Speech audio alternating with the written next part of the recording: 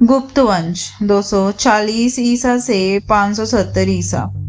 गुप्त राजवंश या गुप्त वंश प्राचीन भारत के प्रमुख राजवंशों में से एक था। गुप्त शासन काल को भारत का स्वर्ण युग माना जाता है।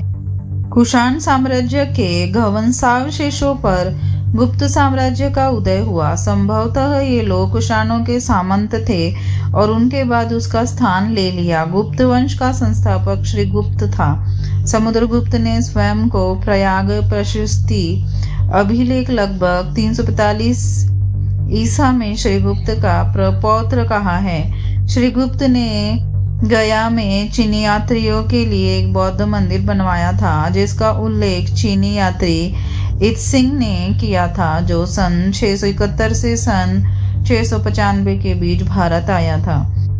सन 320 में चंद्रगुप्त प्रथम अपने पिता घटोत्कच के बाद राजा बने। गुप्त साम्राज्य की समृद्धि का युग यही से आरंभ होता है।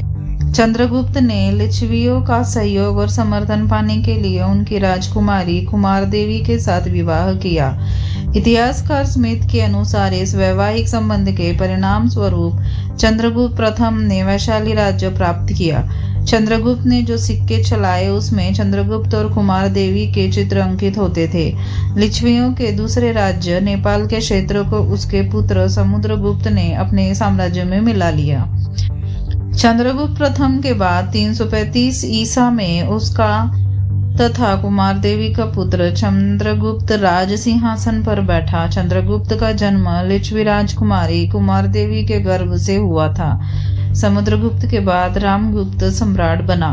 पुराणों में कहा गया है कि आरंभिक गुप्त राजाओं का साम्राज्य गंगा, द्रोणी, प्रयाग, साकेत, अयोध्या तथा मगध तक फैला था। पुराणों तथा प्रयाग प्रशस्ति अभिलेख इलाहाबाद से समुद्रगुप्त के राज्य के विस्तार के विषय में जानकारी मिलती है। इससे साफ जाहिर होता है कि पुराण जैसे ग्रंथों की रचना या लेखन गुप्त काल के बाद हुई थी। ब्राह्मणवादियों और रूढ़िवादियों के द्वारा पुराण और स्मृति ग्रंथों के बारे में सनातन या स्वतः उत्पत्ति या ब्रह्मा और मनु द्वारा रचित कहना सिर्फ काल्पनिक और झूठी कहानी मात्र है।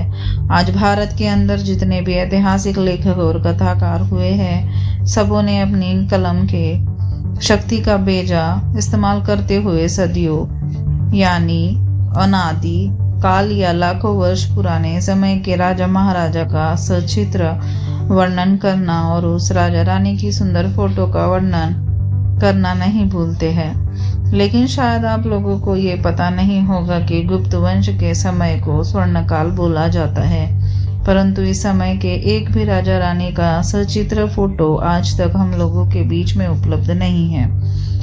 और इस समय के जितने राजा रानी हुए हैं, उन सबों के मत और विचार को लेकर लेखक या कथाकार एक मत भी नहीं है। अब आप इसी से अंदाजा लगा लीजिए कि 1000 से 2000 साल के सच्चे और प्रामाणिक तथ्य होने के बाद भी लेखक और पुरातत्व विभाग के पास उस समय के राजा रानी के फोटो की अनुपलब्धता और विचारों में मतभिन्नता है। तब सदियों और लाखों वर्षों की श्रुति स्मृति कहानी पर फोटो और विचारों कितनी मतभिन्नता होगी।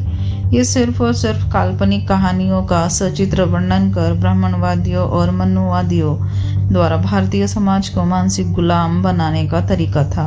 ये सिर्फ 1000 साल के समय में ब्राह्मणवादियों और मनुवादियों की खेल का परिणाम है, जो अपनी शिक्षा का दुरुपयोग करते हुए उस समय के राजा की शक्ति और धन की ताकत की बदौलत समाज के दिलो दिमाग पर अनुचित तरीके से मनु और ब्राह्मण की काल्पनिक कहानियों को बैठा दिया है, जिसकी सच्ची जानकारी अब धीरे धीरे उजागर हो रही है। श्रीगुप्त गुप्त वंश के संस्थापक। समय 280 ईस्वी से 280 ईस्वी।